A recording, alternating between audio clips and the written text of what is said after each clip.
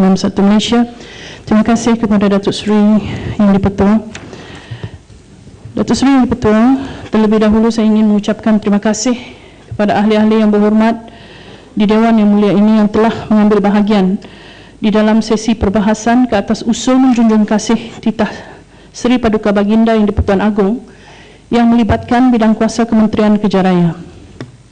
Ahli-ahli yang berhormat yang berkenaan adalah daripada Sabak Bernam, Petaling Jaya Selatan, Sepang, Rasah, Kota Tinggi, Bukit Gantang, Sik, Bayan Baru, Batu Kawan, Jelutong, Jerantut, Kuala Kerai, Setiu, Hulu Rajang, Kota Semarahan, Lanang, Sepitang dan Kota Kinabalu.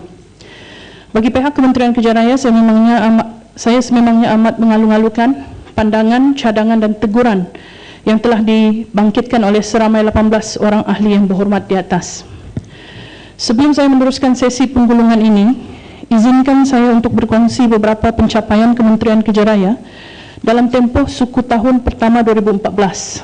Antara yang utama dan paling signifikan ialah pembukaan Jambatan Sultan Abdul Halim Muazzam Shah di Pulau Pinang sebagai salah satu mercu tanda kebanggaan negara di mana ia telah dibuka secara rasminya pada 1 Mac 2014 yang lalu.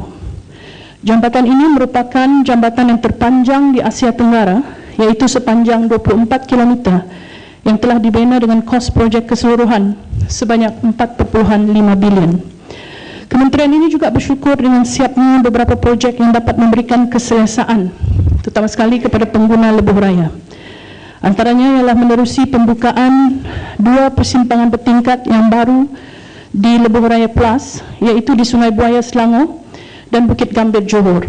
Di samping itu, sebahagian lagi daripada jajaran Lebuh Raya Pantai Timur Fasa 2 atau LPT 2, iaitu melibatkan laluan dari Paka ke Bukit Besi sepanjang 32 km, juga telah siap dibina dan dibuka kepada pengguna Lebuh Raya pada bulan Januari 2014 yang lalu, menjadikan jumlah jajaran LPT 2 yang telah dibuka kepada pengguna ialah sepanjang 104 km daripada 184 km panjang keseluruhan.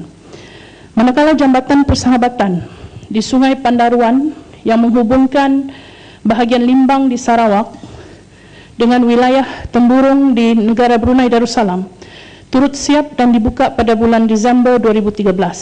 Di samping projek-projek di atas, satu lagi projek utama yang bakal disiapkan dalam tempoh masa terdekat ialah projek Lebuh Raya Sambungan Bes Raya, Sungai Besi.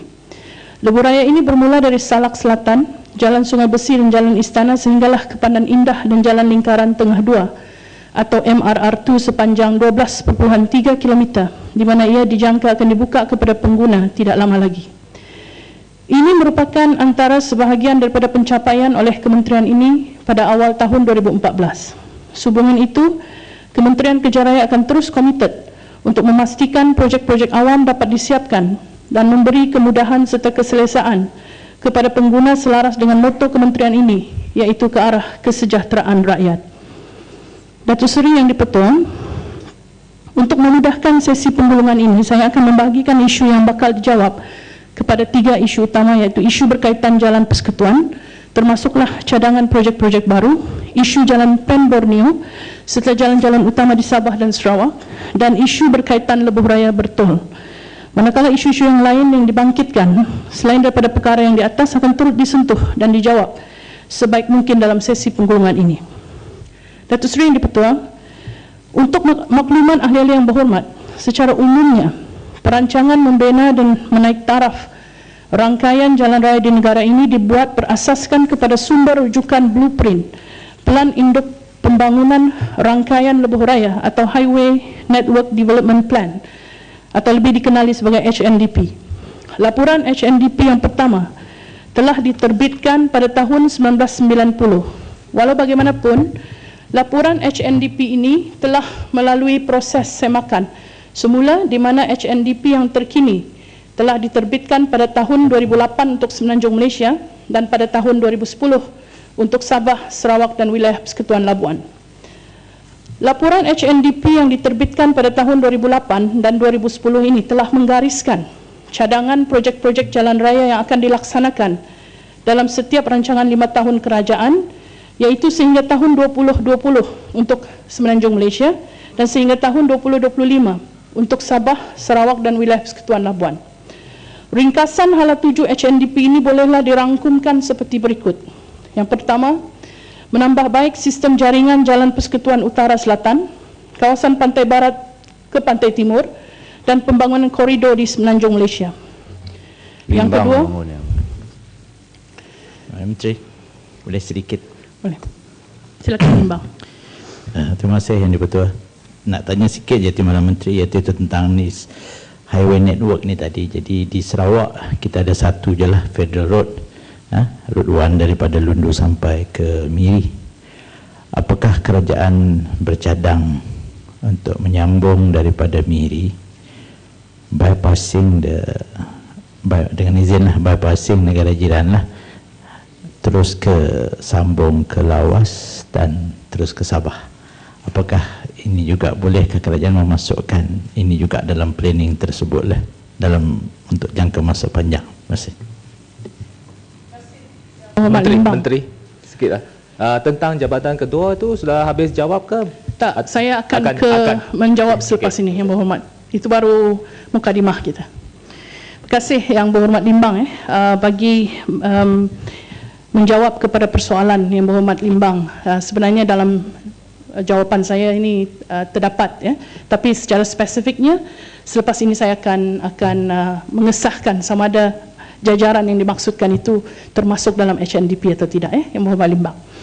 Okey, yang kembali kepada jawapan ataupun teks ucapan ini, saya juga ingin menyatakan di sini bahawa antara hala tuju HNDP ini termasuklah juga membina dan menaik taraf jalan tengah Semenanjung Malaysia atau Central Spine. Ketiganya adalah membina dan menaik taraf jalan Pen Borneo di Sabah dan Sarawak, dan terakhir adalah membina jalan-jalan baru di Sabah dan Sarawak, khususnya di kawasan koridor pembangunan Sabah atau SDC dan koridor tenaga diperbaharui Sarawak (SCO). Jadi apabila Yang Berhormat tadi menyebut jajaran tersebut, sekiranya ia sebahagian daripada perancangan, memang ianya akan disenaraikan dan seterusnya dilaksanakan di bawah HNDP. Terima kasih Yang Berhormat. Datuk Seri Yang di-Pertua, izinkan saya untuk terus menjawab isu-isu spesifik jalan, projek jalan yang telah dibangkitkan oleh beberapa ahli Yang Berhormat. Ahli Yang Berhormat Sabak Bernam telah memohon pertimbangan kerajaan untuk mempercepatkan pembinaan jambatan yang baru menghubungkan Sungai Air Tawar di Selangor ke Bagan Datuh, Perak. Untuk pengetahuan ahli Yang Berhormat, cadangan pembinaan jambatan tersebut sememangnya telah dikenal pasti dan termasuk dalam syur laporan HNDP. Berdasarkan laporan HNDP itu, projek ini dicadangkan untuk dilaksanakan dalam rancangan Malaysia yang ke-11. Ini mengambil kira kadar pertumbuhan pembangunan dan juga jumlah trafik yang masih rendah di laluan tersebut. Oleh itu, projek ini akan dipohon untuk kelulusan peruntukan daripada agensi pusat dalam rancangan Malaysia yang ke-11 kelak. Ahli Yang Berhormat daripada Rasah pula telah membangkitkan mengenai kelewatan projek menaik taraf Jalan Tok Ungku Fasa 3 Rahang Seremban. Untuk makluman ahli Yang Berhormat, projek tersebut ialah projek yang terletak di bawah bidang kuasa Kerajaan Negeri Sembilan. Walau bagaimanapun, ia dilaksanakan melalui pengawasan dan seliaan Jabatan Kejaraya JKR Negeri Sembilan. Kementerian Kejaraya dimaklumkan bahawa projek ini telah diluluskan tempoh lanjutan masa atau EOT sehingga 20 Mei 2014. Berdasarkan maklumat oleh JKR Negeri Sembilan, projek tersebut kini telah mencapai kemajuan 85% dan dijangka akan siap mengikut jadual yang ditetapkan. Datuk Seri Yang di-Pertua, ahli Yang Berhormat dari Kota Tinggi pula telah membangkitkan mengenai cadangan pembinaan Jalan Persekutuan ataupun FT92 dari Bandar Kota Tinggi ke Penawar Johor. Untuk makluman ahli Yang Berhormat, pelaksanaan projek ini akan dibuat secara berperingkat, di mana jajaran yang akan dilaksanakan terlebih dahulu ialah dari Bandar Penawar ke Sungai Rengit, Kota Tinggi, Johor. manakala jajaran yang melibatkan laluan daripada Kota Tinggi ke persimpangan Lebuh Raya Senai Desaru atau SDE akan dipertimbangkan setelah pelaksanaan fasa projek naik taraf dari Bandar Penawar ke Sungai Rengit disiapkan terlebih dahulu.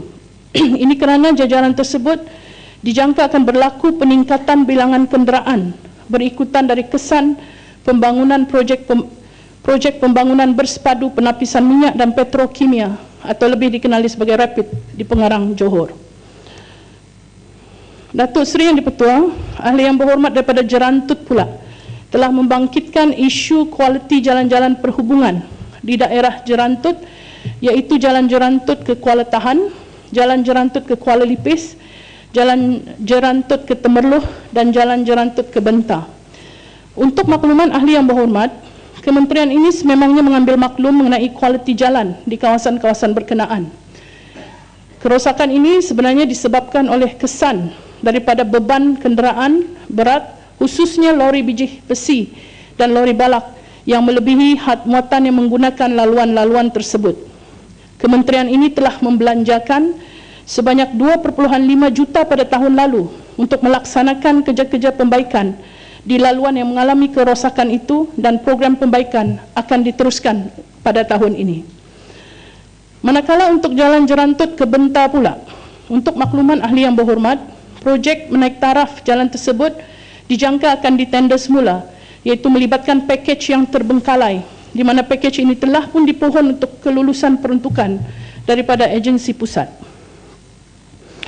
Datuk Seri Yang di-Pertua, ahli yang berhormat daripada Kuala Kerai pula telah membangkitkan mengenai isu supaya kerajaan mempertingkatkan tahap keselamatan jalan raya di Kuala Kerai. Untuk makluman ahli yang berhormat, kementerian ini sememangnya merancang untuk menaik taraf keseluruhan Jalan Persekutuan 8 atau FT8, termasuk laluan Gua Musang, Kuala Kerai ke Kota Baru, sedia ada kepada laluan dual carriageway. Jalan Persekutuan FT8 ini merupakan sebahagian daripada skop projek Jalan Central Spine yang kini sedang dibina secara berperingkat-peringkat. Keutamaan kerajaan pada masa kini ialah melibatkan jajaran Central Spine di Kuala Lipis, di mana sebahagiannya telah pun siap dibina. Manakala untuk jajaran Kota Baru ke Kuala Kerai pula, keutamaan projek rancangan Malaysia ke-10 melibatkan pelaksanaan pakej 1B, iaitu Pasir Hor ke Kadok terlebih dahulu. Projek ini akan memulakan pembinaan fizikal pada 7 hari bulan April 2014 dan dijangka siap pada bulan April 2017. Namun yang demikian, untuk jangka pendek, kementerian ini akan membuat penilaian audit keselamatan, khususnya di kawasan yang kerap berlaku kemalangan ataupun black spot di sekitar Kuala Kerai. Program black spot ini bertujuan untuk mengurangkan kadar kemalangan di laluan yang dikenal pasti menerusi data kemalangan polis di Raja Malaysia atau PDRM. Datuk Seri Yang di-Pertua, ahli yang berhormat dari Setiu telah membangkitkan mengenai cadangan supaya dibina jaringan jalan raya baru yang menghubungkan Setiu ke Lebuh Raya Pantai Timur Fasa 2 atau LPT 2. Untuk makluman ahli yang berhormat, Kementerian Kerja Raya pada tahun 2009 telah menjalankan kajian kemungkinan awalan mengenai cadangan projek Lebuh Raya Pantai Timur Fasa 3 ke Negeri Kelantan ataupun LPT 3. Jajaran tersebut bermula daripada Kampung Gemuruh, Kuala Terengganu, melalui daerah Setiu sehinggalah ke Pengkalan Kubu, Kelantan sepanjang 147 km. Anggaran awal kos projek ini ialah 3.5 bilion, termasuk kos reka bentuk, pengambilan tanah, pengambilan balik tanah dan pengalihan utility. Projek LPT 3 ini merupakan antara projek yang dirancang dibina pada rancangan Malaysia yang ke-11, iaitu di antara 2016 hingga 2020. Ini merupakan kesinambungan daripada Lebuh Raya Pantai Timur LPT Fasa 1 iaitu Negeri Pahang dan Fasa 2 Negeri Terengganu, seperti mana yang disyorkan oleh Pelan Induk Pembangunan Rangkaian Jalan Raya Semenanjung Malaysia atau HNDP Fasa 1. Sehubungan itu, kementerian ini akan berunding dengan agensi pusat untuk memperolehi peruntukan bagi tujuan mereka bentuk dan pengambilan balik tanah LPT 3 dalam tempoh baki rancangan Malaysia yang ke-10 ini. Manakala pelaksanaan fizikal LPT 3 pula dijangka akan dilaksanakan dalam tempoh rancangan Malaysia ke-11 tertakluk kepada kemampuan keuangan kerajaan. Silakan, Yang Berhormat. Terima kasih, Datuk Speaker. Kaitan dengan LPT 3, sebelum kita pergi pada LPT 3, saya rasa penduduk-penduduk Terengganu ingin penjelasan terkini tentang apakah jadual pelaksanaan dan siapnya LPT 2, kerana banyak percanggahan dan juga perubahan waktu dari segi siapnya kerana terlalu banyak pakej dan tarikhnya masih lagi sama-sama. Kita amat mengalu-alukan supaya sekurang-kurangnya LPT 2 diselesaikan secepat mungkin, dan tarikhnya masih juga belum dikhususkan bila akan siap. Terima kasih. Saya akan maklumkan Yang Berhormat kemudian, Yang Berhormat mengenai sebab Yang Berhormat bertanya mengenai LPT itu secara keseluruhan, ya. Izinkan saya. Betul? Okey, nanti saya akan maklumkan kepada Yang Berhormat, ya. Datuk Seri Yang di-Pertua, ahli Yang Berhormat dari SIK pula telah membangkitkan mengenai cadangan pembesaran jambatan Sungai Muda di Jenyang dan pembinaan jalan keselamatan sempadan atau KESBAN di sempadan Malaysia Thailand di SIK. Untuk makluman ahli Yang Berhormat, kementerian ini mengambil maklum mengenai cadangan pembesaran jambatan Sungai Muda di Jenyang. Sehubungan itu, keperluan projek ini akan dinilai dari aspek teknikal dan keuangan sebelum dipohon untuk kelulusan peruntukan daripada agensi pusat. Manakala mengenai cadangan pembinaan jalan KESBAN pula, projek tersebut terletak di bawah bidang kuasa Majlis Keselamatan Negara Jabatan Perdana Menteri atau MKN JPM. Datuk Seri Yang di-Pertua, ahli Yang Berhormat daripada Bayan Baru dan Jelutong pula telah membangkitkan tentang cadangan projek menaik taraf jalan-jalan utama di bahagian pulau untuk mengurangkan kesan kesesakan berikutan dengan pembukaan Jambatan Sultan Abdul Halim Muazzam Shah Pulau Pinang. Untuk makluman ahli-ahli Dewan sekalian, kerajaan pusat sememangnya amat prihatin dan mengambil maklum mengenai perkara tersebut.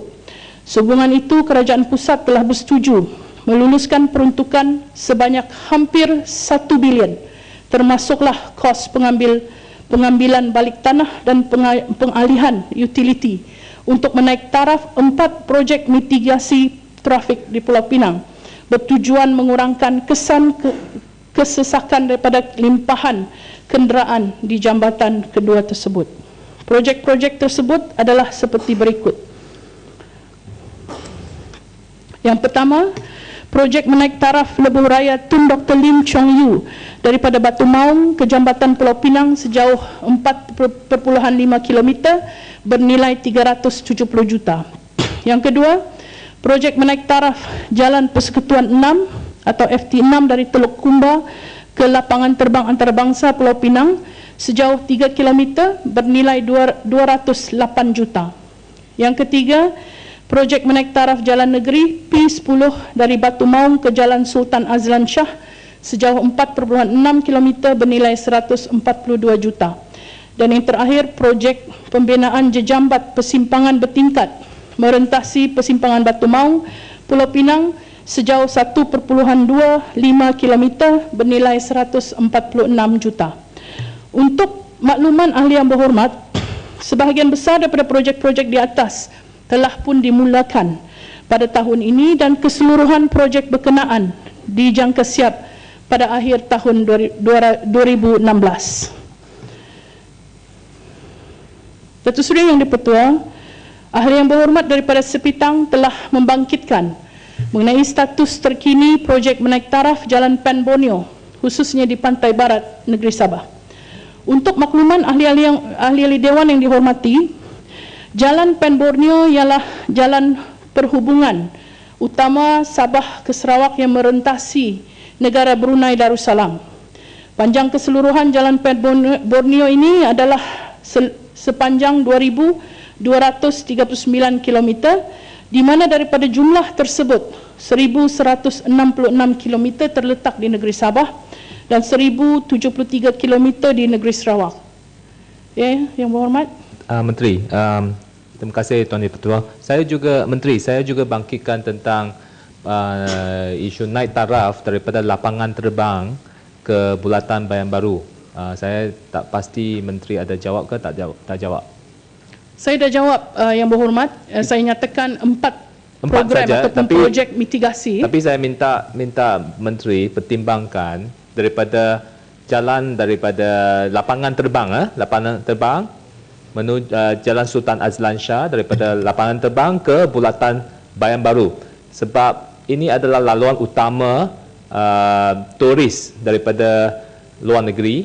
Dia sampai lapangan terbang, dia akan menggunakan jalan tersebut. Sekarang jalan tersebut berlopak-lopak, bertampar-tampar, cukup teruk, dan pokok-pokok semua pun dah layu, mati dan sebagainya. So please, kalau boleh bagi peruntukan untuk jalan persekutuan. Ini jalan persekutuan. Okey. Jadi jalan persekutuan ni cukup penting. Jadi minta kalau boleh naikkan taraf jalan tersebut. Cadangan tersebut resurface. Cadangan tersebut akan dipertimbangkan Yang Berhormat, tapi saya ingin maklumkanlah juga kepada Yang Berhormat, jumlah 1 bilion yang telah diluluskan dan dilaksanakan yang itu di kawasan lain. Itu bukan saya faham, jalan yang saya maksudkan. Saya juga ingin menyatakan di sini. Okey, terima kasih. Bahawasanya projek-projek mitigasi yang telah diluluskan dan akan dilaksanakan, malah yang akan siap pada 2016 ini mampu untuk menangani masalah kesesakan yang disebabkan oleh pembukaan jambatan Sultan Abdul Halim Muazzam Shah tersebut. Namun seperti yang saya katakan tadi, cadangan Yang Berhormat itu akan kita perincikan di peringkat kementerian, tapi pada saya tidak salah kalau sekiranya kerajaan negeri, walaupun dia jalan persekutuan, kerajaan negeri pun boleh Betul. Jadi itu sebab saya nak bekerjasama dengan KKR, sebab saya sudah minta State Secretary untuk bincangkan. Kalau perlu, kerajaan negeri pun boleh keluarkan duit. Sama-sama kita separuh-separuh ke macam itu, kita resurface. Sebab ini adalah penting, sebab Visit Malaysia Year. Ini saya nak jayakan Visit Malaysia Year, apa yang bising-bising ni. Saya nak jayakan program kerajaan persekutuan. Cuma we have to coordinate lah. Takkan semua kerajaan negeri dia rasa, kalau nak keluarkan duit ini jalan persekutuan, jadi dia a bit reluctant, but I push for it. Saya harap boleh kalau kita adakan mesyuarat, kita find out formula, kita jalankan projek naik taraf di sana. Terima kasih. Terima kasih Yang Berhormat. Kerajaan pusat juga mengalung-alungkan segala bentuk kerjasama, dan jumlah yang telah diluluskan untuk dan telah dilaksanakan untuk jambatan Sultan Abdul Halim Muazzam Shah dengan 4 projek mitigasi itu secara total 5.5 bilion. Ini menunjukkan kerajaan pusat tidak pernah menganaktirikan kerajaan negeri Pulau Pinang, Yang Berhormat. Itu yang kita ingin sampaikan. Dan sudah tentu hasrat Yang Berhormat itu kita akan bawa kepada peringkat kementerian untuk kita bincang. Kita tidak pernah menghalang apa-apa, dan kerjasama negeri Pulau Pinang juga kita alu-alukan untuk mengatasi masalah bersama. Jadi sidang Dewan yang saya hormati sekalian, untuk makluman ahli-ahli Yang Berhormat, menyambung kepada isu yang telah dibangkitkan oleh Yang Berhormat Sepitang, bagi tempoh dari tahun 1996 sehingga 2011, kerajaan pusat telah membelanjakan peruntukan sebanyak 3.73 bilion untuk membina dan menaik taraf 1,160 km jalan Pen Borneo. Skop asal projek jalan Pen Borneo ini semasa ia mula dibina pada tahun 1960-an dulu ialah untuk melengkapkan rangkaian jalan utama, iaitu membina jalan single carriageway berturap. Sehingga kini 93% jalan Pen Borneo telah sedia berturap, dan 145 km lagi dijangka akan siap berturap pada akhir tahun ini, iaitu jalan Sepulut Kalabakan di negeri Sabah. Pelan induk pembangunan rangkaian jalan raya di Sabah, Sarawak dan wilayah Persekutuan Labuan atau HNDP Fasa 2 yang diterbitkan pada tahun 2010 telah mencadangkan supaya keseluruhan jalan Pen Borneo ini dinaik taraf daripada laluan single carriageway kepada dual carriageway. Pelan induk tersebut telah mencadangkan jalan Pen Borneo berkenaan dinaik taraf secara berperingkat-peringkat, iaitu sehingga tahun 2025. Anggaran kos terlibat keseluruhan ialah sebanyak 22 bilion iaitu 9.5 bilion di negeri Sabah dan 12.5 bilion di negeri Sarawak. Pada masa ini, 251 km atau 11% daripada jarak panjang keseluruhan Jalan Pen Borneo telah siap dibina dual carriageway, iaitu 114 km di negeri Sabah dan 137 km di negeri Sarawak. Sebagaimana ahli-ahli yang berhormat sedia maklum, kerajaan telah mengumumkan peruntukan sebanyak 500 juta untuk menaik taraf Jalan Pen Borneo dalam sesi bajet 2014 yang lalu. Daripada jumlah tersebut, peruntukan 100 juta akan dibelanjakan untuk projek-projek sambungan, manakala projek-projek sambungan yang telah committed, manakala 400 juta lagi adalah bagi baki peruntukan tersebut yang akan dibelanjakan bagi melaksanakan projek-projek baru seperti berikut. Yang pertama, menaik taraf Jalan Sibu Bintulu, iaitu di kilometer 18 hingga kilometer 30. Yang kedua, menaik taraf Jalan Batu 10 ke Batu 15, Jalan Kuching ke Serian. Yang ketiga, membina 95 lorong memotong di negeri Sarawak. Yang keempat, menaik taraf Jalan Dongongon ke Simpang Papar Spa, package 2 dan 3. Yang kelima, menaik taraf Jalan Kepayan dari Jambatan Petagas ke Lokawi, iaitu package 1C. Dan yang terakhir, program pembaikan cerun sepanjang Jalan Kota Kinabalu ke Sandakan. Untuk makluman ahli yang berhormat, di samping projek-projek baru di atas, kementerian ini akan terus melaksanakan program-program keselamatan berimpak besar yang telah committed, iaitu seperti menaik taraf lokasi kerap berlaku kemalangan atau black spot dan menaik taraf laluan tersebut yang rosak. Sehubungan itu, kementerian ini telah meluluskan 109 projek lain di Jalan Pen Borneo dengan anggaran kos keseluruhan sebanyak 457 juta untuk tempoh pelaksanaan dari tahun 2012 hingga tahun 2015. Pada masa kini, 83 bilangan projek tersebut telah disiapkan, 19 projek sedang dalam peringkat pembinaan dan 7 lagi projek sedang dalam proses reka bentuk dan pratenda. Datuk Seri Yang di-Pertua, ahli yang berhormat dari Kota Kinabalu pula telah membangkitkan usaha untuk mengatasi masalah kesesakan trafik di Bandar Kota Kinabalu, Sabah. Untuk makluman ahli yang berhormat, bagi mengurangkan kesesakan di sekitar Bandar Kota Kinabalu, kerajaan telah bersetuju meluluskan cadangan projek Jalan Kota Kinabalu Outer Ring Road dengan izin sepanjang 50 km. Skop projek ini termasuk menaik taraf Jalan Tun Fuad Stevens atau Jalan Pesisir Pantai Kota Kinabalu sepanjang 10 km dan membina 4 persimpangan bertingkat di sepanjang laluan tersebut. Kedua, menaik taraf Jalan Lintas Kota Kinabalu, dan yang ketiga, menaik taraf Jalan Sulaman Universiti Malaysia Sabah. Cadangan projek Kota Kinabalu Outer Ring Road ini akan dilaksanakan secara berperingkat. Berikutan, ia melibatkan kos yang tinggi, iaitu dianggarkan sebanyak 1.11 bilion.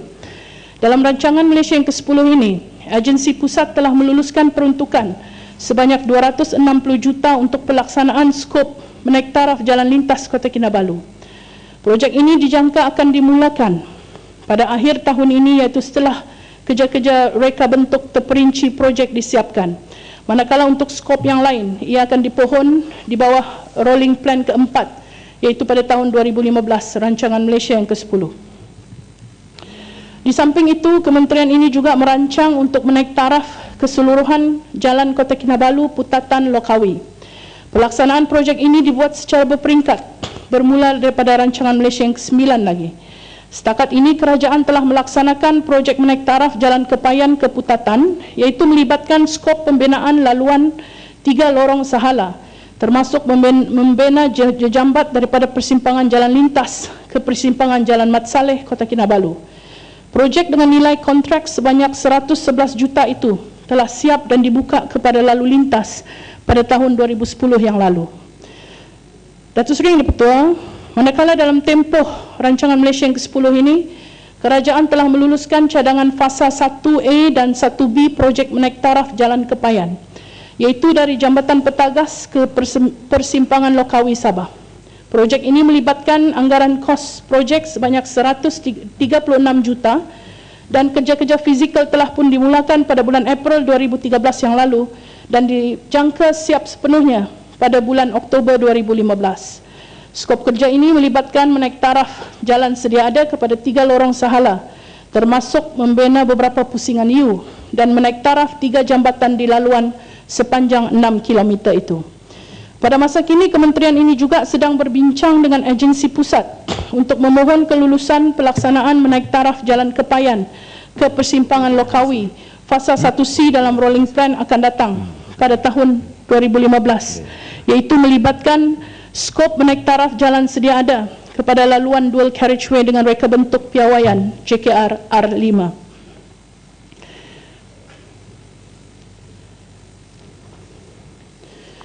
Yang berhormat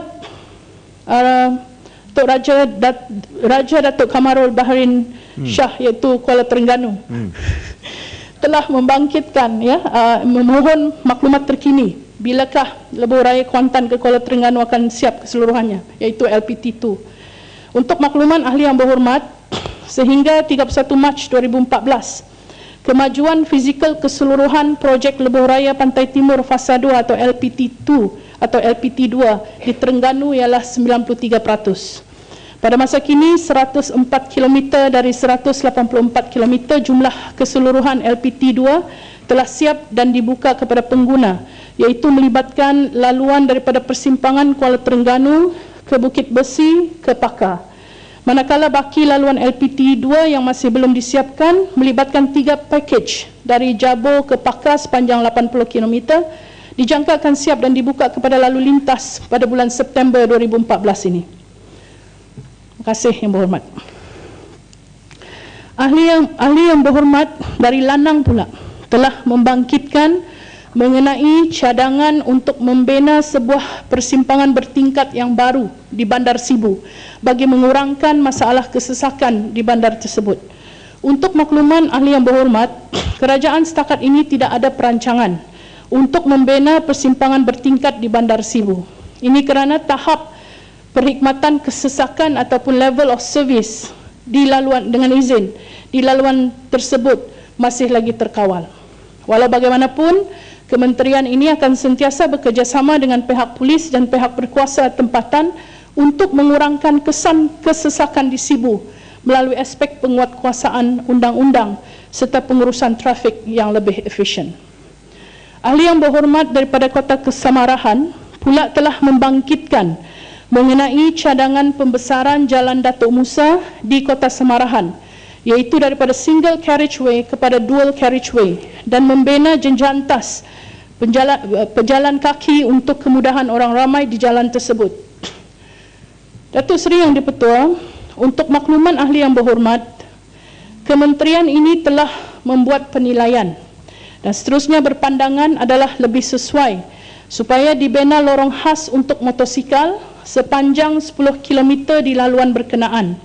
Cadangan projek dengan anggaran kos sebanyak 18 juta itu telah pun dikemukakan kepada agensi pusat untuk kelulusan dalam rolling plan keempat tahun 2015 rancangan Malaysia yang ke-10. Manakala untuk cadangan pembinaan jejantas pejalan kaki pula, permohonan tersebut akan dikaji dan perundingan dengan pihak berkaitan, iaitu pihak UNIMAS dan juga kerajaan negeri akan dijalankan, memandangkan jalan tersebut merupakan jalan di bawah bidang kuasa negeri. Di samping itu, untuk tempoh jangka panjang, Pelan Induk HNDP telah mencadangkan supaya satu laluan baru dibina bagi menghubungkan Jalan Kota Samarahan ke Pusa, ke Selalang, iaitu Jalan Pen Borneo. Projek ini akan dipohon untuk dilaksanakan dalam tempoh rancangan Malaysia yang ke-11. Datuk Seri Yang di-Pertua, ahli yang berhormat dari Hulu Rajang pula telah membangkitkan mengenai isu kerosakan Jalan Bintulu Bakun, khususnya di Sungai Asap. Untuk makluman ahli yang berhormat, Kementerian Kejaraya sememangnya mengambil maklum mengenai keadaan Jalan Bintulu ke Bakun, khususnya di Sungai Asap yang mengalami kerosakan. Ia berpunca daripada faktor kenderaan berat yang membawa muatan melebihi had dan penggunaan beban gandar kenderaan yang tidak sesuai. Untuk makluman ahli yang berhormat, kerajaan melalui Kementerian Kejaraya Sememangnya amat prihatin dan sentiasa memberikan peruntukan kepada hampir setiap tahun bagi tujuan menyelenggara Jalan Bintulu ke Bakun. Untuk rekod, pada tahun 2012, peruntukan sebanyak 4.3 juta telah disalurkan untuk menaik taraf, membaik pulih dan menyelenggara jalan berkenaan, khususnya di lokasi-lokasi yang kritikal. Manakala pada tahun lalu 2013, Kementerian ini telah membelanjakan peruntukan sebanyak 31 juta untuk menurap semula jalan berkenaan yang mengalami kerosakan, terutama sekali di kawasan Sungai Asap. Untuk mengatasi masalah kenderaan berat ini, Kementerian akan meneruskan usaha perbincangan dengan Kerajaan Negeri Sarawak dan agensi-agensi penguatkuasaan terlibat seperti pihak polis dan Jabatan Pengangkutan Jalan atau JPJ. Ini bagi memastikan kenderaan-kenderaan berat yang menggunakan laluan tersebut sentiasa mematuhi had muatan yang ditetapkan. Datuk Seri Yang di-Pertua, ahli yang berhormat daripada Sabak Bernam telah membangkitkan mengenai isu pembinaan projek Lebuh Raya Pantai Barat WCE dari Taiping ke Banting dan memohon penjelasan mengenai isu-isu berkenaan WCE yang melibatkan jajaran Tanjung Karang ke Sabak Bernam. Untuk makluman ahli yang berhormat, perjanjian konsesi projek Lebuh Raya Pesisiran Pantai Barat Taiping Banting telah ditandatangani pada bulan Januari 2013. Projek ini akan dilaksanakan secara pengeswastaan oleh Syarikat Konsesi West Coast Expressway Sdn Bhd atau WCESB. Skop projek ini melibatkan pembinaan lebuh raya baru sepanjang 316 km dari Taiping ke Banting kecuali untuk jajaran Jalan Persekutuan FT05. Sedia ada dari Tanjung Karang ke Sabak Bernam sejauh 50 km dan Teluk Intan ke Kampung Lekir 30 km, di mana kedua-dua jajaran itu akan dinaik taraf oleh Jabatan Kejaraya. Untuk makluman ahli yang berhormat, laluan daripada Tanjung Karang ke Sabak Bernam ini tidak akan dikenakan bayaran tol. Datuk Seri Yang di-Pertua, anggaran kos projek Lebuh Raya Pantai Barat yang dilaksanakan oleh syarikat konsesi sahaja ialah sebanyak 5.04 bilion. Implikasi keuangan yang akan ditanggung oleh kerajaan pula ialah melibatkan 1.4 bilion untuk menaik taraf dua jajaran yang dilaksanakan oleh JKR dan sebanyak 980 juta untuk kos pengambilan balik tanah. Sebagaimana dimaklumkan di atas, jajaran antara Tanjung Karang dan Sabak Bernam akan menggunakan jalan sedia ada, iaitu Jalan Persekutuan R5. Laluan sepanjang 50 km ini akan dinaik taraf dari undivided dual carriage kepada divided dual carriage dengan izin dengan reka bentuk piawaian JKR R5 dengan spesifikasi tambahan keselamatan yang akan dipertingkatkan sebagaimana piawaian Lebuh Raya. Di sepanjang jajaran ini akan dibina grade separated interchange dengan izin di kawasan yang melalui bandar-bandar utama bertujuan untuk memastikan kelancaran perjalanan trafik dari laluan utama. Datuk Seri Yang di-Pertua, ahli yang berhormat dari Petaling Jaya Selatan pula telah membangkitkan mengenai isu-isu berkaitan pembinaan projek Lebuh Raya Kinrara Damansara atau KIDEX, termasuk sama ada projek ini akan dibatalkan jika terdapat bantahan oleh penduduk setempat. Untuk makluman ahli yang berhormat, perjanjian konsesi Lebuh Raya Kinrara Damansara atau KIDEX telah ditandatangani pada 15 November 2013. Projek ini akan dilaksanakan secara pengeswastaan oleh syarikat konsesi KIDEX Sdn Bhd. Anggaran kos pembinaan projek sepanjang 14.9 km ini ialah sebanyak 2.42 bilion. Manakala kos pengambilan tanah sebanyak 580 juta pula ditanggung sepenuhnya oleh kerajaan. Kos pembinaan KIDEX agak tinggi berbanding kos per kilometer projek Lebuh Raya lain disebabkan keseluruhan jajaran Lebuh Raya KIDEX bakal merentasi koridor yang telah pesat membangun dan ia akan dibina secara struktur bertingkat iaitu melibatkan ketinggian melebihi 16 meter. Untuk makluman ahli yang berhormat, pada masa kini KIDEX Sdn Bhd sedang dalam tempoh memenuhi beberapa syarat duluan atau condition precedent, iaitu selama 12 bulan dari tarikh perjanjian ditandatangani. Antara syarat duluan itu ialah melibatkan pertamanya pengesahan bukti pembiayaan, dan yang kedua mengadakan bancian atau tinjauan umum atau public opinion survey dengan izin mengenai cadangan pembinaan lebuh raya berkenaan. Sehubungan itu, pelaksanaan projek lebuh raya KIDEX ini tertakluk kepada syarikat konsesi telah memenuhi syarat-syarat duluan yang ditetapkan, termasuklah memaklumkan mengenai keputusan public opinion survey. Jika tidak ada sebarang halangan, projek ini akan dijangka dimulakan pada awal tahun 2015 dengan tempoh siap pembinaan selama 36 bulan. Datuk Seri Yang di-Pertua, Ahli Yang Berhormat dari Petaling Jaya Selatan juga memohon maklumat mengenai pecahan bayaran pampasan tol sebanyak 400 juta kepada setiap konsesi yang terlibat pada tahun 2014. Manakala Ahli Yang Berhormat dari Sepang dan Petaling Jaya Selatan juga memohon supaya kerajaan mengkaji semula perjanjian konsesi lebuh raya yang sedia ada dan meminta penjelasan tentang langkah-langkah yang diambil kerajaan untuk menangani isu tol pada masa hadapan. Nak minta penjelasan, Timbalan Menteri. Okay. Ya. Silakan, Yang Berhormat. Terima kasih. Timbalan Menteri telah pun memberi begitu banyak jawapan berkenaan projek-projek yang akan dilaksanakan dan kesemuanya itu. Tapi saya nak minta penjelasan di sini. Akta Pembayaran dan Adjudikasi Industri Pembinaan 2012 yang telah diluluskan bulan April 2012 sehingga hari ini masih belum dikuatkuasakan.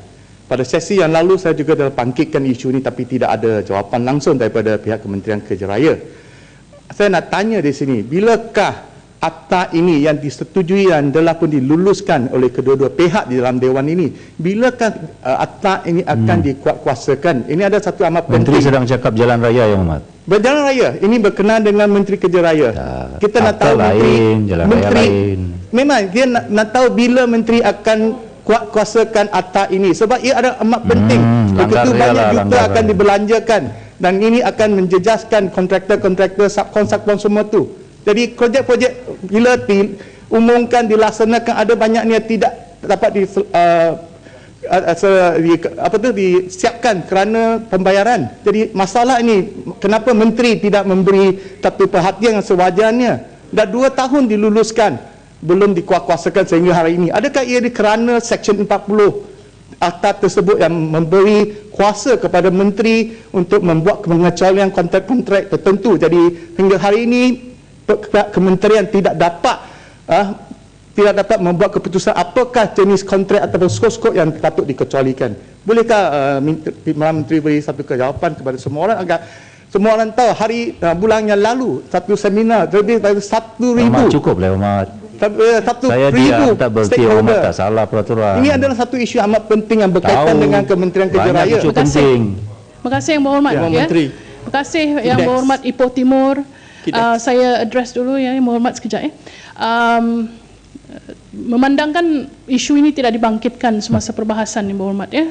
Saya akan menjawab Yang Berhormat tapi saya mohon untuk menjawab secara bertulis kerana isu ini tidak dibangkitkan sebelumnya. Ya, terima kasih. Ya. Terima kasih. Ya, YB. Terima kasih Yang Berhormat Menteri. Tentang pembinaan lebuh raya KIDEX ni, saya difahamkan, saya dapat surat jemputan. Sepatutnya pendengaran awam, public hearing sepatutnya dijalankan pada 25 hari bulan Mac, iaitu semalam. Tapi tiba-tiba pendengaran awam ni dibatalkan. Tidak bagi apa-apa alasan mengapa dibatalkan. Dan saya difahamkan di mana kita dapat maklumat sebab KIDEX ni meliputi banyak kawasan ni, meliputi banyak, akan menghalang banyak kawasan, akan melalui banyak kawasan Parlimen PJ Selatan, dan kebanyakan penduduk yang terlibat membantah projek ini. Dan saya tahu KIDEX sudah tahu tentang hal ni, di mana pembinaan KIDEX akan mendapat bantahan yang cukup teruk daripada penduduk. So, adakah kalau ada keputusan dari public hearing ni, kebanyakan penduduk bantah berkenaan projek ni, adakah kerajaan akan teruskan untuk bina jalan atau tangguhkan atau batalkan? Kita nak dapat satu jawapan yang pasti.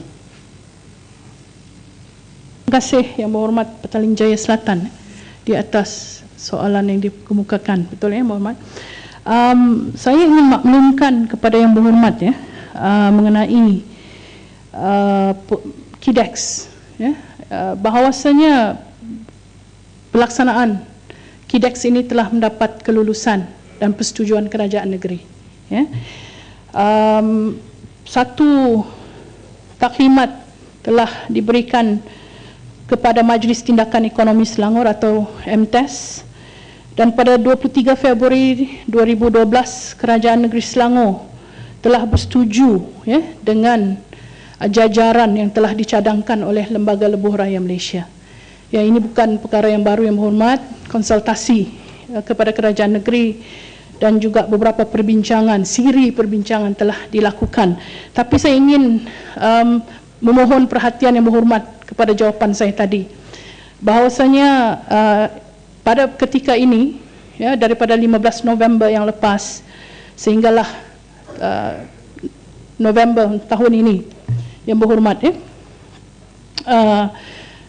KIDEX Sendirian Berhad adalah dalam tempoh memenuhi beberapa syarat pendahuluan yang seperti saya katakan tadi, condition precedent, dan ini termasuklah mengadakan bancian dan tinjauan umum ataupun public opinion survey mengenai cadangan pembinaan lebuh raya berkenaan, Yang Berhormat. Jadi pelaksanaan projek lebuh raya KIDEX ini tertakluk kepada syarikat konsesi dapat memenuhi syarat-syarat dahuluan yang seperti saya sebutkan tadi, termasuklah memaklumkan mengenai keputusan public opinion survey tadi, Yang Berhormat. Ini bagi menjawab persoalan yang dibangkitkan oleh Yang Berhormat.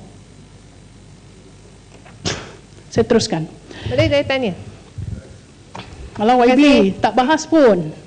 Tak apa, saya tahu sikit tentang KIDEX. Okey, bolehlah. Terima kasih Tuan Yang Dipertua dan juga Berhormat Timbalan Menteri.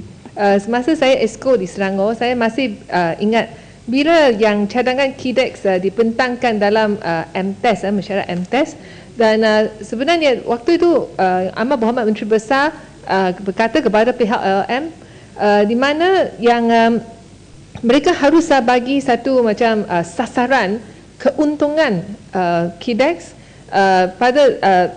dan kalau apa KIDEX mungkin kita bagi dia satu tempoh 20 tahun. Kalau pada 12 tahun dia sudah dapat keuntungan yang dijangkakan itu, jadi yang lebuh raya itu harus patahkan toh ataupun konsesi toh. Ini adalah satu syarat yang ditetapkan oleh Menteri Besar Selangor kepada LM. Jadi saya nak tanya, adakah ini dipatuhi?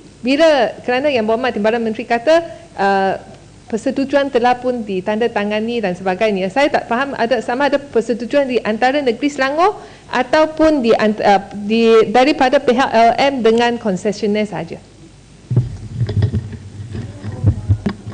Seputih sahabat saya, projek ini KIDEX ini belum dilaksanakan lagi. Jadi unjuran trafik dan sebagainya itu masih dalam peringkat proses perbincangan.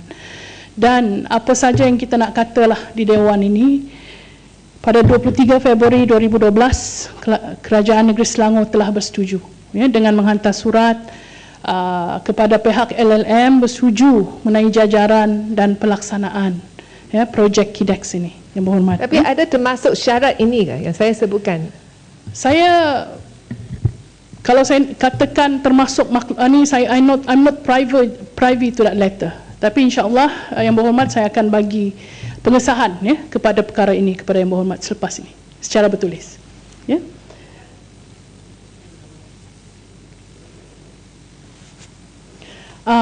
Untuk sebagai tambahan Yang Berhormat kepada jawapan saya itu, saya ingin maklumkan di setiap perjanjian konsesi, ya, terutama sekali perjanjian konsesi yang terkini. Kita selalu memasukkan mengenai exit policy ni, yang berhormat, clause mengenai exit policy yang melebihi perkiraan IRR telah pun dimasukkan dalam perjanjian kita, dalam perjanjian yang ditandatangani oleh pihak HIDEX dengan kerajaan.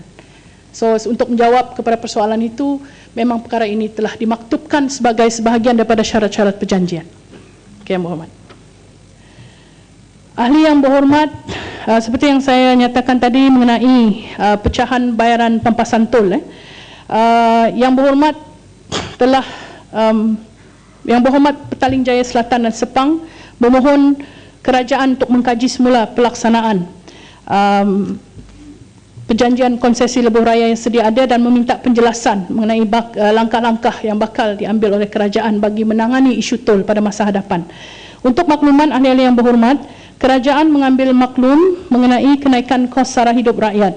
Sehubungan dengan itu, kerajaan telah menubuhkan satu jawatan kuasa khas kabinet yang dipengerusikan oleh Yang Amat Berhormat Timbalan Presiden, Timbalan Perdana Menteri untuk mengkaji kenaikan kos sara hidup rakyat termasuklah isu tol. Seterusnya, kenaikan kos sara hidup telah diperincikan dalam makmal yang dikendalikan oleh unit pengurusan prestasi dan pelaksanaan ataupun pemandu. Hasil daripada makmal tersebut, kerajaan telah membuat keputusan untuk menangguhkan kenaikan kadar tol pada tahun 2014 di 14 lebuh raya. Anggaran bayaran pempasan kepada 14 lebuh raya yang perlu dibayar oleh kerajaan adalah sebanyak 400 juta. Maklumat mengenai pecahan anggaran bayaran pampasan tol 400 juta bagi tahun 2014 mengikut konsesi adalah seperti berikut. Lebuh Raya Baru Pantai atau NPE 32 juta. Lebuh Raya Shah Alam ke Kuang GCE 23 juta. Lebuh Raya Damansara ke Puchong LDP 89 juta. Lebuh Raya Bertingkat Ampang ke Kuala Lumpur atau Akleh 22 juta. Lebuh Raya Lingkaran Kajang atau Silk 22 juta. Lebuh Raya Kajang ke Seremban atau Lekas 13 juta. Lebuh Raya Senai Desaru SDE 9 juta. Lebuh Raya Sistem Penyuraian Trafik KL Barat atau Spring 72 juta. Lebuh Raya Lembah Kelang Selatan atau SKVE 5 juta. Terowong Smart 19 juta. Lebuh Raya Duta ke Ulu Kelang atau Duke 25 juta. Lebuh Raya Sungai Besi atau Best Raya 27 juta. Lebuh Raya Kuala Lumpur ke Putrajaya atau Max 30 juta. Lebuh Raya Lingkaran Luar Butterworth BORR atau BOR 12 juta. Semuanya 400 juta. Peruntukan bagi tujuan bayaran pampasan tol tersebut telah disediakan melalui peruntukan kerajaan di bawah Kementerian Kejaraya. Bayaran pampasan ini dibuat berdasarkan kepada formula pengiraan pampasan yang telah ditetapkan di dalam perjanjian konsesi masing-masing. Jumlah sebenar bayaran pampasan tol akan ditentukan selepas proses verifikasi trafik yang dilaksanakan oleh Lembaga Lebuh Raya Malaysia. Untuk makluman ahli-ahli yang berhormat, sejak perjanjian konsesi tol generasi yang pertama ditandatangani oleh kerajaan, klausa-klausa dalam perjanjian konsesi sebenarnya telah melalui penambahbaikan untuk menjaga kepentingan pihak kerajaan. Antara penambahbaikan yang telah dilaksanakan ialah seperti memasukkan klausa pengkongsian hasil antara kerajaan dan syarikat konsesi, penetapan petunjuk prestasi utama atau KPI bagi memastikan lebuh raya sentiasa berada dalam keadaan yang selesa dan selamat, serta penetapan pengiraan kadar pulangan dalaman IRR syarikat untuk membolehkan penamatan awal perjanjian konsesi jika kadar IRR itu telah dicapai. Selain daripada itu, klausa-klausa yang baru juga telah dimasukkan dalam perjanjian konsesi lebuh raya yang terkini, termasuk perjanjian konsesi tambahan, iaitu seperti berikut. Yang pertama, toll review mechanism dengan izin di mana kenaikan tol adalah tidak otomatik. Yang kedua, penetapan level of service, iaitu projek menaik taraf lebuh raya dilaksanakan mengikut peningkatan bilangan trafik. Dan yang ketiga, tanggungjawab sosial corporate atau CSR, seperti penetapan diskaun kadar tol di musim perayaan tertentu kepada pengguna lebuh raya. Untuk makluman ahli-ahli yang berhormat juga, kerajaan dan syarikat-syarikat konsesi sedang mengenal pasti kaedah-kaedah penyelesaian terbaik di mana akan memberikan situasi menang-menang kepada syarikat konsesi, kerajaan dan juga pengguna. Namun sebarang pindaan terhadap perjanjian konsesi adalah tertakluk kepada persetujuan bersama di antara pihak kerajaan dan syarikat konsesi serta pemberi pinjaman. Datuk Yang di-Pertua, ahli yang berhormat dari Bayan Baru dan Batu Kawan telah membangkitkan, silakan Yang Berhormat, ini mengenai isu tol kan? Lebuh Raya. Oh, kita dah lama tinggal Lebuh Raya. Okey. Tak apalah Yang Berhormat, terus. Salah satu daripada yang ditetapkan oleh pihak kerajaan kenaan syarikat konsesi ini ialah kualiti lebuh raya. Jadi adakah pihak kementerian telah membuat tinjauan di jalan raya, terutamanya kita lihat lebuh raya Timur Barat, lebuh raya LPT, yang kita rasakan antara lebuh raya yang dari segi kualiti dia boleh kita pertikaikan, terutamanya pada waktu musim hujan kerana airnya bertakung dan banyak kemalangan berpunca daripada soal kualiti lebuh raya yang ada di lebuh raya tersebut. Jadi persoalan saya, adakah pernah pihak kementerian membuat penilaian ataupun membuat satu tindakan terhadap syarikat tersebut?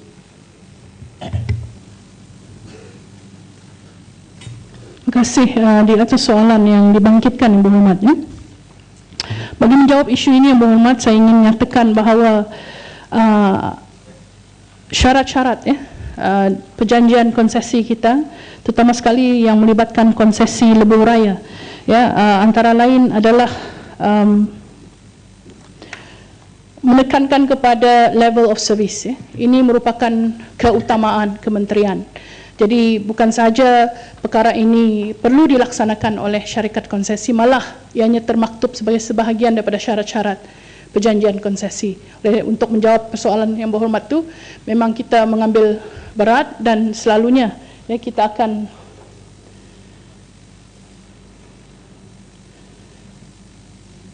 akan pastikan bahawa syarikat konsesi ini memenuhi syarat-syarat yang telah ditetapkan di bawah perjanjian konsesi. PJ Selatan. Okey, Yang Berhormat, teruskan. Terima kasih. Saya ada bertanya tentang minta kerajaan semasa pembahasan bagaimana cara, macam mana untuk mengurangkan bilangan tu ataupun bagaimana untuk mansuhkan tu yang berdasarkan angka yang diberi tadi, pampasan lebuh raya LDP yang paling dapat banyak pampasan 87 juta kerana tahun ini tidak dibenarkan naikkan kadar tu, kenaikan kadar tu. Dan pembinaan LDP saya rasa kosnya tidak sampai 2 bilion. Mengapa kerajaan sampai sekarang tak boleh keluarkan wang ni untuk beli, ambil alih syarikat ini? Dan LDP juga setiap hari menyebabkan kesesakan lalu lintas yang amat teruk, terutama di Sunway dan juga di Damansara, Seri Damansara tu. So adakah kerajaan ada perancangan atau manifesto Barisan Nasional mengatakan kalau menang PIU 13 nak kurangkan bilangan tu yang mana akan dikurangkan yang pertama kali? So kita nak at least ada perancangan dari sekarang. So saya harap Menteri boleh jawab soalan ni. Menteri boleh. Terima kasih Yang Berhormat. Saya jawab Yang Berhormat. PJU, LDP sama. Berkaitan yang isu yang sama. Okay. Terima kasih Menteri.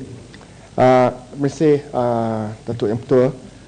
Soalan tambahan bagi soalan yang telah pun disebut oleh rakan saya PJ Selatan adalah mengenai konsesi tol seperti LDP, di mana dalam perjanjian ada dengan jelasnya tertulis bahawa kerajaan berhak untuk mengambil alih konsesi-konsesi tersebut dengan kos pembinaan sahaja.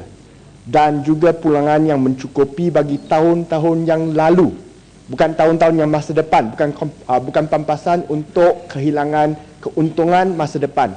Dalam konsesi ada ditulis kerajaan boleh membeli balik konsesi ini dengan kos pembinaan sahaja, dengan asalkan ada pampasan yang mencukupi untuk keuntungan tahun-tahun yang lalu. Kenapa kerajaan enggan mengambil alih lebuh raya seperti LDP yang dibina dengan harga 1.3 bilion ringgit sahaja, iaitu kalau nak ambil alih tak sampai 1.5 bilion ringgit, tetapi kita telah pun bayar pampasan yang melebihi berikutan bertahun-tahun yang kita telah pun membayar pampasan kepada LDP melebihi 600-700 juta ringgit. So lebih baik kita ambil alih saja. Kalau tak, pampasan melebihi kos pembinaan lebuh raya. Terima kasih. Kepada yang berhormat PJ Selatan dan PJ Utara di atas persoalan yang dikemukakan. Saya ingin menjawab persoalan yang berhormat mengenai langkah-langkah dan inisiatif kerajaan bagi mengurangkan beban tol ini. Saya ingin maklumkan kepada Dewan yang mulia ini bahawasanya kerajaan telah mengambil beberapa langkah, dan ini jelas dibuktikan dengan tindakan yang berhormat. Kita tak cakap tapi kita bertindak. Pertamanya adalah dalam soal penstrukturan semula yang telah dilaksanakan di 5 lebuh raya yang berhormat. Ini adalah menjurus kepada penetapan semula kadar tol, iaitu kadar tol semasa dikekalkan sehingga 1 tempoh. Kadar tol semasa dikurangkan dan kekerapan kenaikan tol itu dikurangkan, dan 1 kadar tol yang dalam tempoh yang lebih panjang dapat dilakukan. Ini melibatkan syarikat konsesi Plus, MTD, Kesas, Grand Saga dan juga LDP sendiri. Dan langkah kedua yang berhormat adalah untuk penutupan plaza tol yang juga telah dilaksanakan yang berhormat di 7 lebuh raya, 7 plaza, iaitu plaza tol Senai, tol PJS 2 seperti yang berhormat ketahui, tol Salak Jaya Besraya, tol PJ bound Metromac, tol Ceras bound Metromac, tol Batu 11 dan Batu 9. Dan selain daripada itu yang berhormat, kerajaan juga mengambil inisiatif pengurangan tol yang telah dilaksanakan di 2 lebuh raya, iaitu plaza tol Sungai Nior ataupun di 2 plaza tol, plaza tol Sungai Nior di Bor dan plaza tol PJS 2 arah ke Subang NPE yang berhormat. Dan menjawab kepada persoalan yang dibangkitkan oleh yang berhormat PJ Utara yang mengatakan bahawa pampasan tunai penangguhan serta pengurangan kenaikan tol di LDP yang berhormat sebut secara khusus. Saya ingin maklumkan bahawa daripada tahun 1990 sehingga tahun 2012 kerajaan telah membayar pampasan khusus kepada lebuh raya LDP adalah sebanyak tak jumpa pula secara keseluruhan. Saya ingin maklumkanlah yang berhormat kepada Dewan ini bahawa kerajaan daripada tahun 1990 sehinggalah 2012 telah membayar hanya 2.818 juta bersamaan dengan saya nak tentukan angka tu 2 bilion. 2 bilion. Pampasan lebih tinggi daripada kos pembinaan highway. Apakah logik kerajaan ni? Mohon maaf. Dan mereka masih boleh terus kutip tol selama 20 tahun. 1990 hingga 2012 yang berhormat. Saya ingin kos katakan pembinaan lebuh raya 1.3 bilion. Itu silap yang berhormat. Saya ingin betulkan.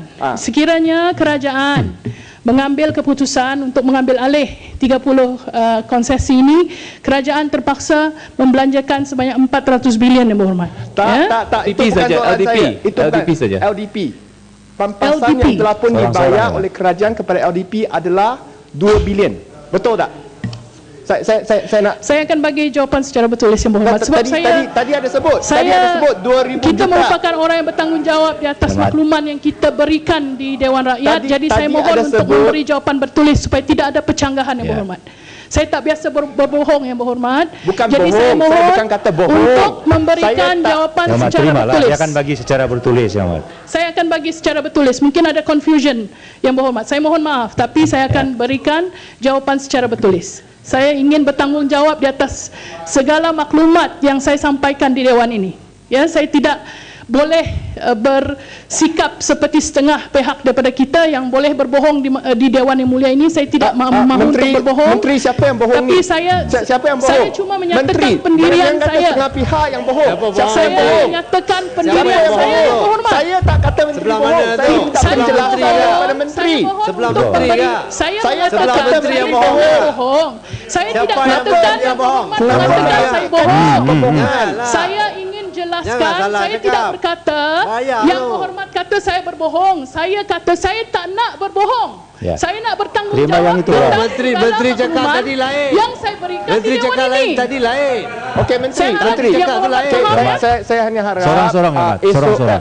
saya Yang lain duduk PJ Utara. Ya. Terima kasih Yang Berhormat. Saya hanya minta besok mungkin dapat jawapan bertulis. Saya faham mungkin menteri tak dapat angka yang tepat buat masa ini, tetapi kita harap di sini yang mendapat soalan jawapan besok secara bertulis. Figure yang dimaklumkan tadi itu jangan terima pakai dulu. Dia merujuk balik. Ya. Okey, Yang saya rujuk. akan Tak apa. memberikan jawapan saya bagi secara peluang bertulis. rujuk balik sebab memang ada angka yang khusus. Saya akan berikan jawapan bertulis yang berhormat. Saya Ya.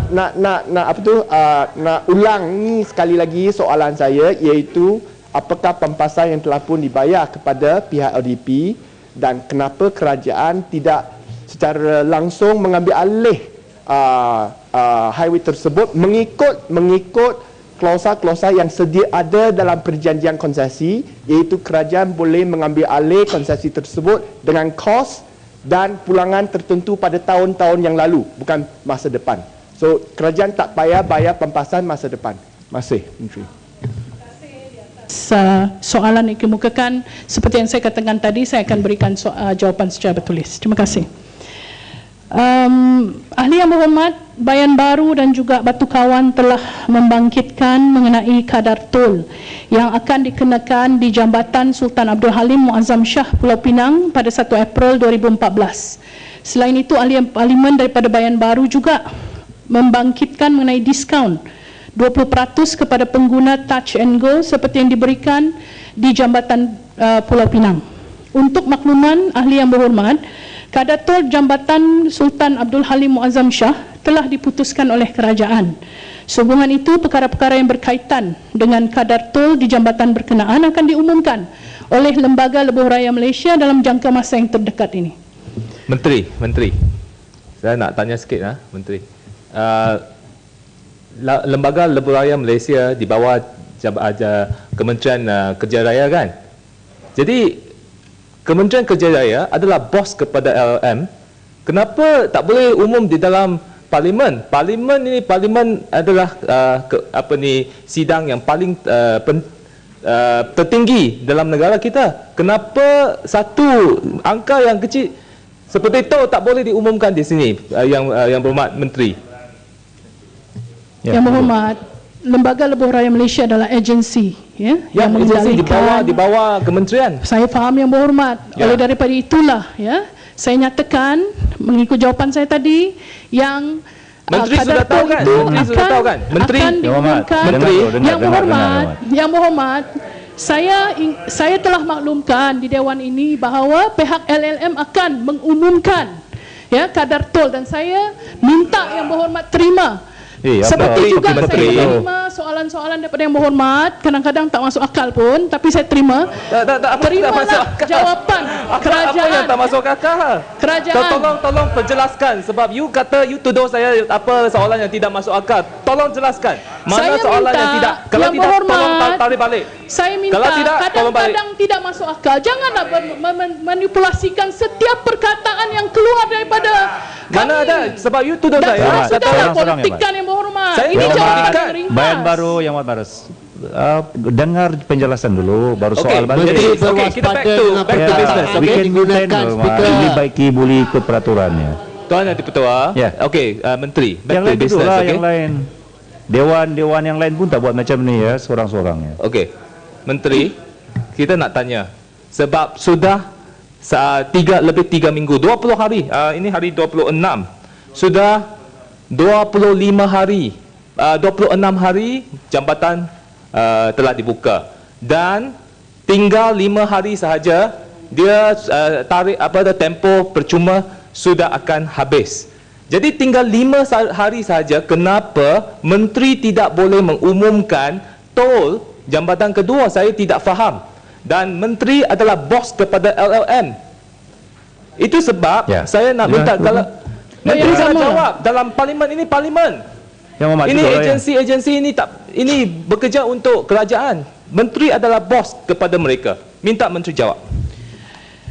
Yang berhormat, saya ingin menjawab dengan sekali lagi mengatakan bahawa kadar tol ini akan diumumkan oleh pihak LLM dalam masa beberapa hari lagi. Menteri sudah tahu tol. Kadar tol sudah tahu. Yang baru. Tugas saya bukan untuk memuaskan hati yang berhormat. Tugas saya adalah memberikan informasi yang betul kepada rakyat. Menteri sudah tahu tol belum? Informasinya adalah bersabar, akan diumumkan oleh Menteri pihak bertanggungjawab dalam masa beberapa hari lagi. Menteri, Menteri saya nak tanya. Tanya. Tanjung, duduk Tanjung. Saya mau teruskan. Menteri, tanya sikit. Menteri, tinggal 5 hari. Menteri, telah membangkitkan mengenai isu cukai 3% yang didakwa dikenakan kepada para peniaga yang berniaga di kawasan rehat dan rawat RNR+. Untuk makluman ahli yang berhormat, pihak Plus tidak mengenakan sebarang cukai kepada para peniaga di kawasan belum lagi Menteri. Yang hormat, untuk makluman ahli yang berhormat juga, Menteri, semua pengendali jangan macam ni. Jangan membaca, ini bukan pembaca berita. RNR Lebuh Raya di bawah kendalian Plus. Yang hormat. Sebentar Menteri. Yang hormat. Menteri dah jawab. Cuma tak puas, yang Muhammad tak puas jawapan Menteri. Menteri dia jawab akan diumumkan dalam masa yang terdekat. Beberapa hari. Just wait for the pengumuman. You don't have to shout, you don't have to bully the Menteri. Tak perlu bully Menteri yang Muhammad. Tidak boleh melindungi sesuatu. Dia sudah tahu. Menteri sudah tahu. Apa masalah ni apa ni Menteri? Cukuplah. Relax dulu. Wah. Kita bertanggungjawab. Tengok cara. Panik sudah lagi bagus. Panik. Cukuplah Ahmad. Cukuplah. Bayan baru yang Ahmad. Duduk yang Ahmad, duduk.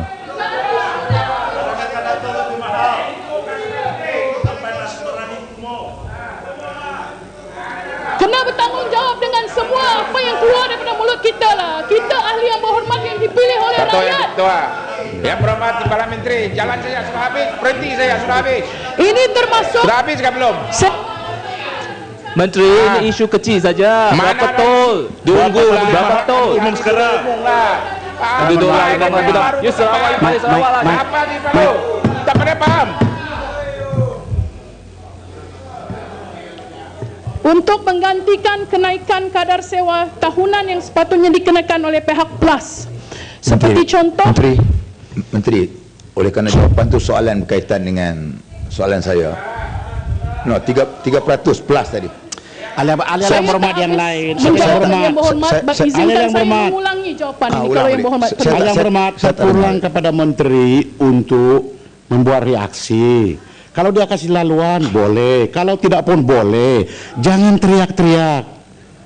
Sudahlah yang berhormat. Dah tak ada isu, Tan Sri. Menteri ada isu lah. Kita ada pada kedua Menteri. Saya nak menjawab persoalan ahli yang berhormat daripada Bukit Gantang. Ahli yang berhormat daripada Bukit Gantang pula telah membangkitkan mengenai isu cukai 3% yang didakwa dikenakan kepada para peniaga yang berniaga di kawasan rehat dan rawat atau RNR+. Untuk makluman ahli yang berhormat, pihak Plus tidak mengenakan sebarang cukai. kepada para peniaga di kawasan rehat dan rawat. Untuk makluman ahli yang berhormat juga, semua pengendali gerai di kawasan rehat dan rawat lebuh raya di bawah kendalian PLAS dikenakan kadar sewa tetap dan charge-charge lain yang berkaitan dengan kemudahan utility, penyediaan sistem, perkhidmatan operasi dan aspek penyelenggaraan. Ini termasuk yang berhormat ya, saya ingin tekankan sewaan tambahan, bukan cukai yang berhormat ya. Sewaan tambahan atau charge sebanyak 3% di atas jualan yang dikenakan kepada operator peniaga di R&R tersebut. Pelaksanaan charge ini yang berhormat ialah untuk menggantikan kenaikan kadar sewa tahunan yang sepatutnya dikenakan oleh pihak PLAS ya. Sebagai contoh, charge tambahan 3% di hentian sebelah Bukit Gantang pula dikenakan pada bulan Oktober 2013 di mana ia telah dipersetujui oleh semua peniaga yang terlibat yang berhormat ya. Untuk makluman ahli yang berhormat juga, charge, izinkan saya untuk habiskan, makluman ahli berhormat yang berhormat juga, charge ini merupakan sebahagian daripada perjanjian pengendalian gerai yang telah dipersetujui oleh peniaga semasa proses lantikan untuk memulakan perniagaan. Dan untuk pengetahuan yang berhormat juga, charge 3% ini hanya dikenakan ke atas peniaga makanan dan minuman, buah-buahan dan juga kraft tangan ya. Silakan yang berhormat. Beginilah baru boleh. Kalau tidak ada gangguan lagi seperti tadi, saya arah yang berhormat menteri untuk berhenti menjawab. Karena tidak ada juga yang mendengar. Sila yang berhormat. Tuan yang dipertua, pada saya ialah cukai itu untuk pada peniaga-peniaga PLAS ni satu yang agak membebankanlah 3%. Apa salah kalau betul-betul kalau kenaikan cukai sewa, biarlah kena sewa. Kerana menurut laporan yang sampai kepada saya, ada di kalangan peniaga-peniaga tu bayar setiap bulan lebih kurang kadang 1,000 sampai 3,000 pun ada. Oleh kerana dengan cukai 3% lagi.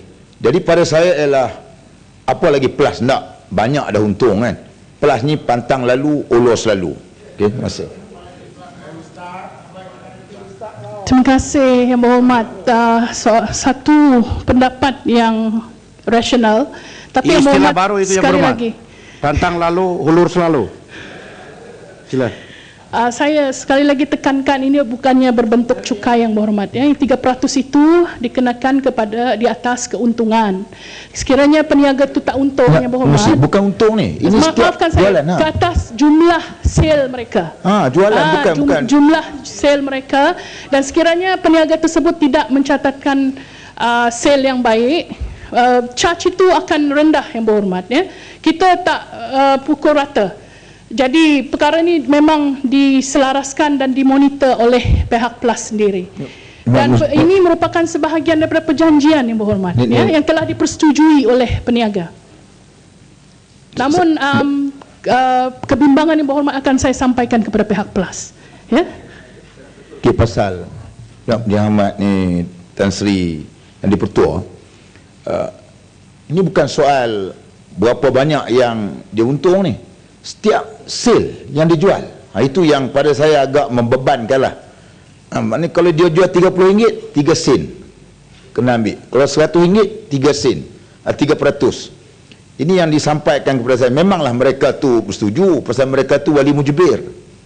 Wali mujibir ni paksa kena terima. Kalau tak terima, akan dikeluarkan daripada PLAS. Itu. Yakin ahli yang berhormat Bukit Gantang seorang yang prihatin. Seperti yang saya katakan tadi, kegusaran, kebimbangan yang berhormat itu akan saya sampaikan kepada pihak PLAS ya.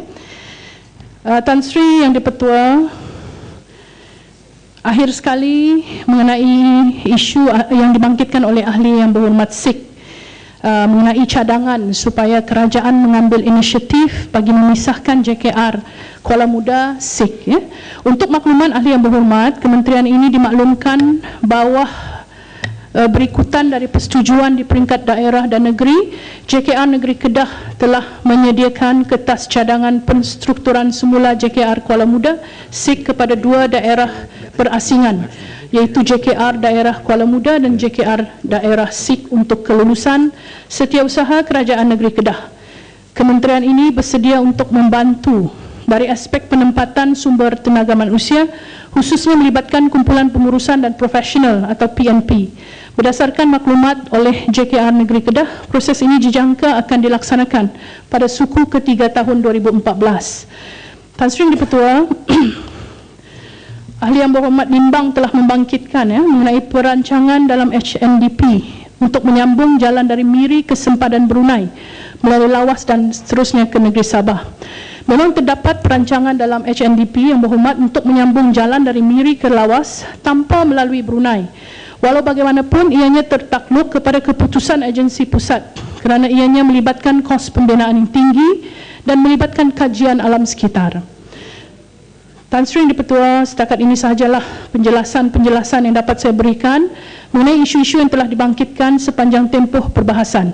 Sekali lagi saya mengucapkan terima kasih kepada semua ahli yang berhormat yang telah mengemukakan pertanyaan dan membangkitkan isu-isu yang berkaitan dengan Kementerian Kejaraya.